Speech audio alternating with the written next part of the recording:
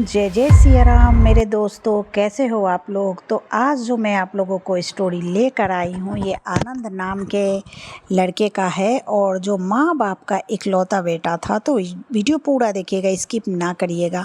Multinational company में आनंद को job लग गया और वो लंदन चला गया। जो माँ बाप का इकलौता बेटा था और वो एमपी के गाँव में सालनपुर में रहता था। तो जब जॉब लगा तो चला गया फ्रेंड्स। तो अब क्या है ना कि वहाँ पे उसके कंपनी में एक नम्रता नाम की लड़की भी जॉब करती थी जो बेंगलुरु की रहने वाली थी। वो भी हमारे भारत देश की रहने वाली थी। तो दोनों में दोस्ती काफ़ी ज़्यादा अच्छे से हो गई। 6-7 महीने में ऐसी दोस्ती हो गई कि दोस्ती कब प्यार में बदल गया इन लोगों को पता ना चला। अब प्यार में कब बदला इन लोगों को पता ना चला। और फ्रेंड्स, ये लोग करीब 1 साल हो चुके थे, दोनों अपने रिलेशनशिप में तो थे ही और वहाँ पे फ्लैट वगैरह मिलने में दिक्कत हो रही थी तो एक ही फ्लैट में रहते थे। अब इन लोगों ने सोचा कि चलो एक दूसरे को जब पसंद करते, एक दूसरे के साथ जॉब कर रहे हैं तो शादी कर लिया जाए।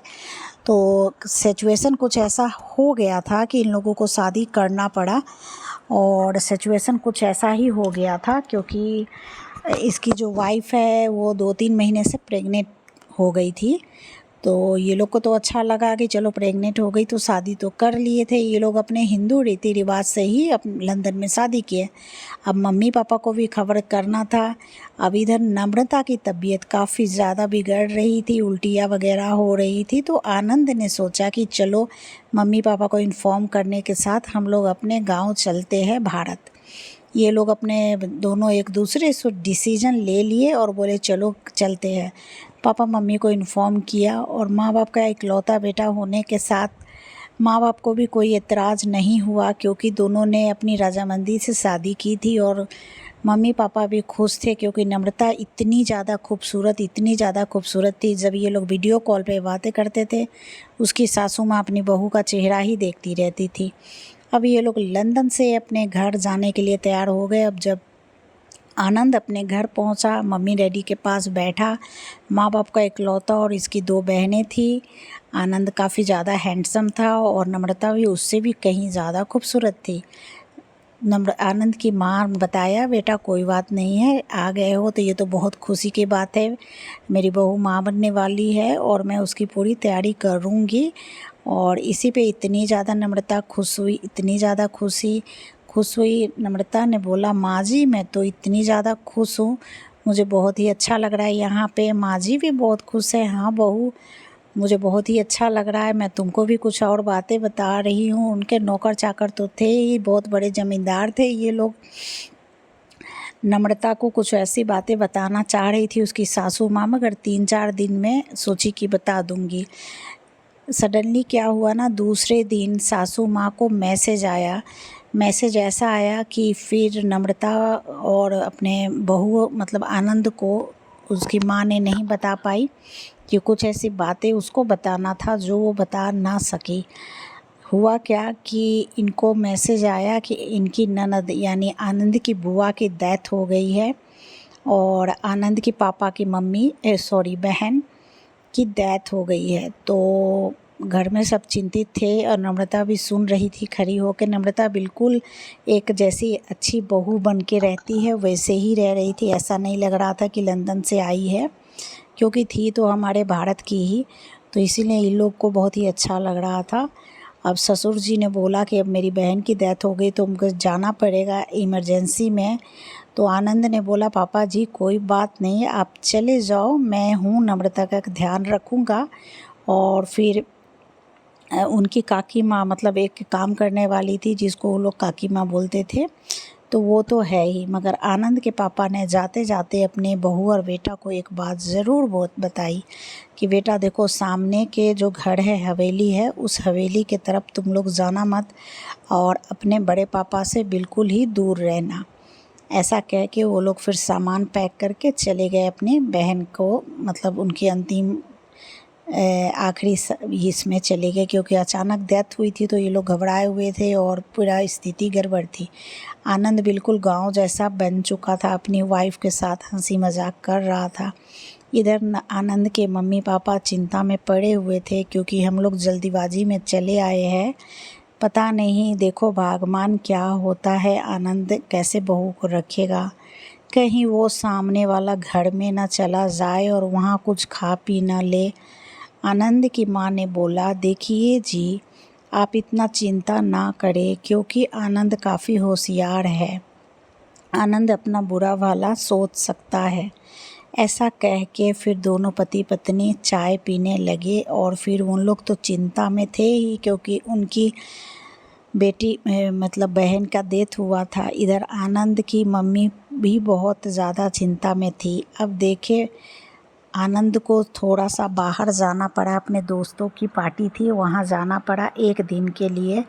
इधर जब उसकी बड़ी अम्मी यानी आनंद की बड़ी ताई ने देखा कि घर में कोई नहीं है, सारे लोग चले गए हैं, तो वो घर के अंदर आई और उसकी बहू के साथ आई और नम्रता को जाके बोली कि तुम तो बहुत खूबसूरत हो, चलो बहू मैं तुम्हारी बड़ी अम्मी हूँ, मम्मी हूँ, मैं तुम्हें खाने पे लेके जा रही हूँ। तुम घर आए हुए तो 4 दिन हुए थे, मेरे बारे में तुम्हारी सासू माँ ने कुछ भी नहीं बताया, इसीलिए मेरा ये धर्म बनता है कि मैं अपनी छोटी बहू को लेकर जाऊँ, खाना पीना खिलाऊँ। नम्रता भोली भाली सी, नादान सी, प्रेग्नेंट तो थी, 5-6 महीने का बच्चा था पेट में, बेचारी वो बड़ी मम्मी के साथ चली गई। वो लोग ने बहुत सारा खाना बनाया था, उनकी छोटी बेटी भी आ गई थी, भाभी भाभी करके गले से लिपट लिपट के सब प्यार मोहब्बत बहुत ज़्यादा कर रहे थे। नम्रता इतना ज़्यादा खुश हो गई क्योंकि उसको लग रहा था कि ये तो मेरी सगी ननद से भी बहुत प्यारी है। और उसकी बड़ी मम्मी की बड़ी बहू भी थी, 2 बहू थी 2 बेटी थी। ऐसा नम्रता को लगा कि उसकी दोनों बहू के बच्चे नहीं हैं और इतनी बड़े उम्र होने के साथ अभी तक इसको बच्चे नहीं हुए हैं। नम्रता सोच में पड़ गई, मगर कुछ भी सोचने के बजाय वो खाना जैसे तैसे खाई, घर आई। जब घर आई शाम हो चुके थे क्योंकि घर की नौकरानी भी नहीं थी, थोड़ी देर के लिए बाहर गई थी और नम्रता को उल्टियाँ होने लगी। तब तक आनंद अपने दोस्तों की पार्टी से घर लौट आया था। आनंद ने देखा कि नम्रता उल्टी कर रही है अपने बाथरूम में। जब वो किचन में गई पानी पीने तभी भी नम्रता को उल्टी हुआ। फिर नम्रता को ऐसा लगा ना कि उसके पीछे कोई आदमी खड़ा है और उसे दौड़ से उसको भगा रहा है, ऐसा एहसास हुआ। नम्रता झटके से फिर इधर उधर देखने लगी तो उसको लगा कि वो तो किचन में ही खड़ी है, मगर ऐसा क्यों लग रहा है मेरे को कि मुझे कोई आदमी मेरा पीछा कर रहा है और मुझे कोई दौड़ा रहा है। फिर आनंद तो मुँह कान अपना फ्रेश हो के धो के और बेडरूम में बैठा था। प्यार भरी बातें दोनों को चल रही थी। नम्रता को देख के थोड़ा आनंद ने बोला कि आखिर तुम्हारा चेहरा उतरा हुआ क्यों है। तो नम्रता ने सब सच्ची बातें बताई कि तुम चले गए थे पार्टी पे, तो बड़ी मम्मी आई थी और खाने पे ले गई थी। आनंद ने तुरंत झटके से बोला, नम्रता तुमने मुझे एक बार भी नहीं बताया, मेरे बिना परमिशन के तुम बड़ी मम्मी के घर क्यों गई। नम्रता ने बोला, क्यों, क्या हुआ, वो तो बड़ी मम्मी है ना। फिर ऐसा करके उसको नींद आ रही थी तो नम्रता सो गई। नम्रता जैसे ही सोई फिर उसकी आंख अचानक खुल गई क्योंकि उसको लगा उसके पीछे कोई खड़ा है।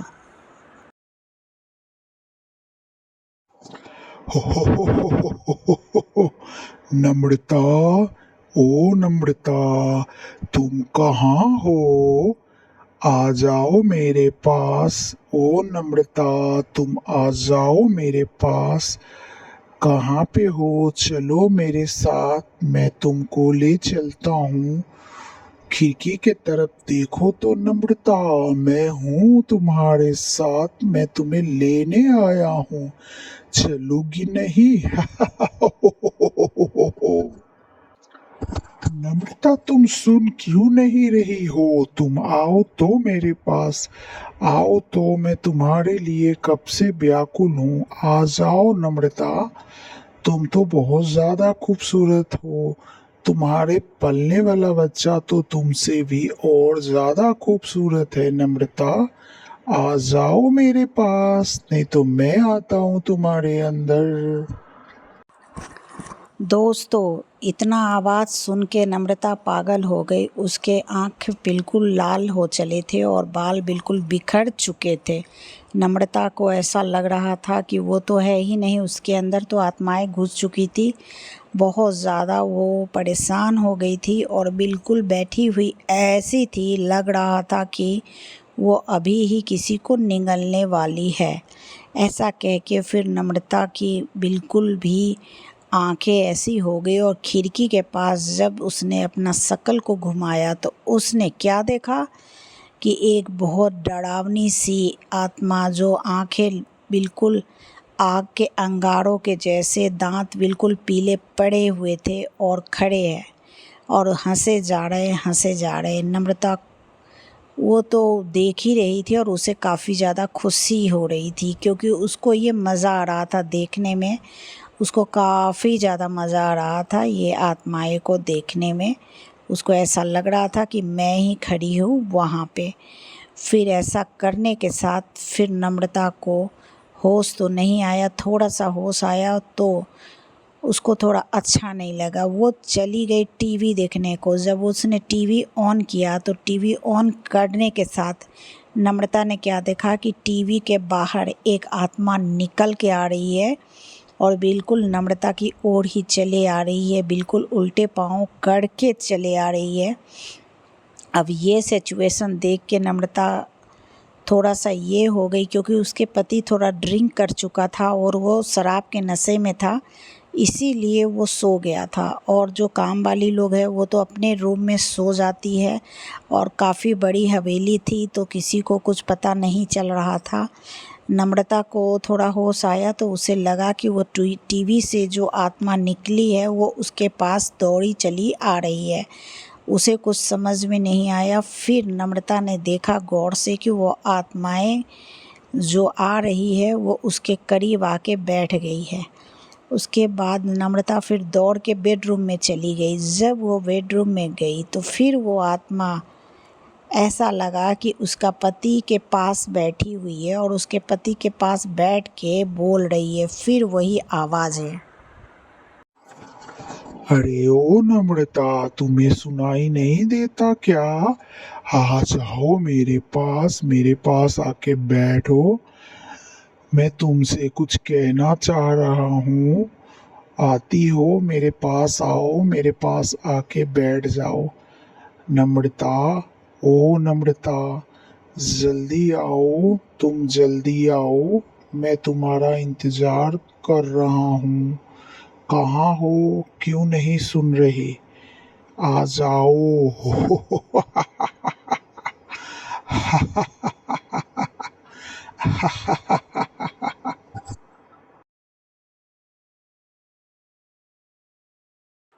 नम्रता को कुछ दिखाई सुनाई नहीं दे रहा था, क्योंकि इतनी ज़्यादा वो डर चुकी थी। फिर वो जब खिड़की से बाहर देखी तो एक सरकती आत्मा, जो अपने सर को अपने हाथों में ली हुई थी और वो खड़ी होके हंस रही थी। उसे कुछ समझ में नहीं आ रहा था। फिर उसके पेट में ज़ोर से दर्द होने लगे और दर्द के साथ वो बेहोश हो गई। फिर सुबह उसको होश आया तो देखी कि सासू माँ उसके साथ और उसके ससुर भी थे और आनंद भी था।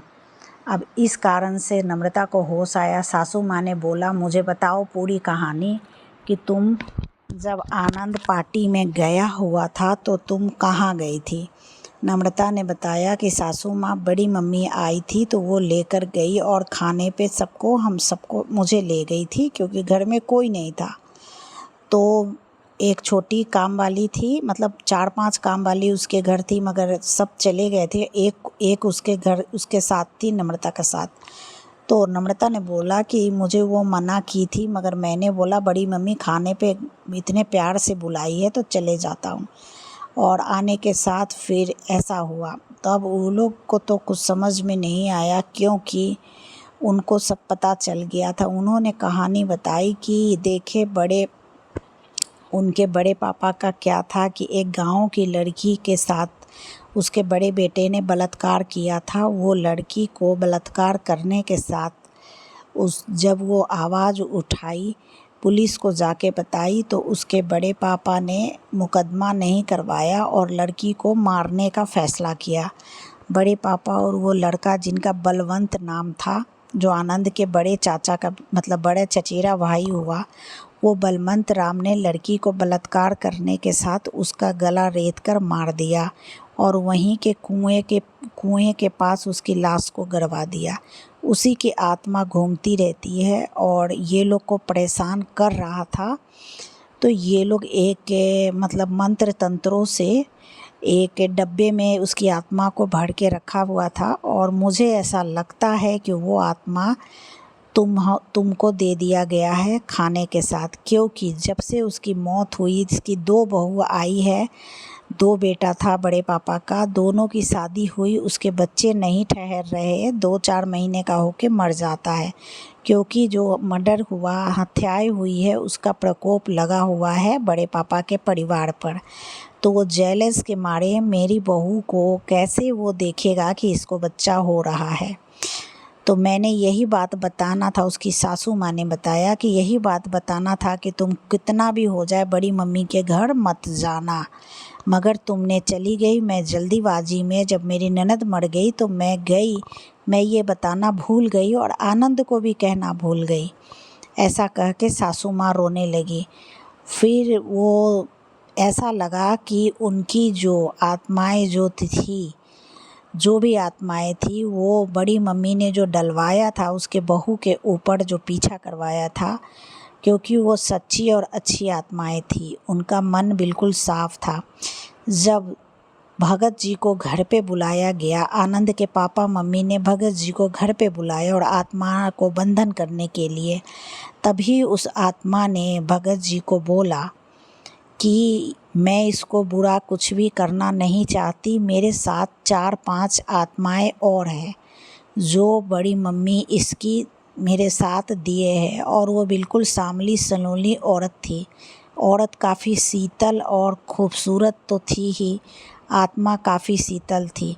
उन्होंने कहा कि मैं पूरा वादा करती हूँ कि मैं नम्रता को कोई हानि नहीं पहुँचाऊँगी, क्योंकि ये घटना में नम्रता का कोई कसूर नहीं है और ये पूरी कहानी और पूरी घटना बड़े मालिक का है, जिन्होंने मेरे को मारा और बलात्कार करके पूरे गांव के सामने मेरे को बदनाम किया। तो ये सज़ा उनको और उनके परिवार को मिल रही है और उनके परिवार को कभी भी वंश नहीं देखेंगे, उसके घर कभी भी बच्चे नहीं होंगे।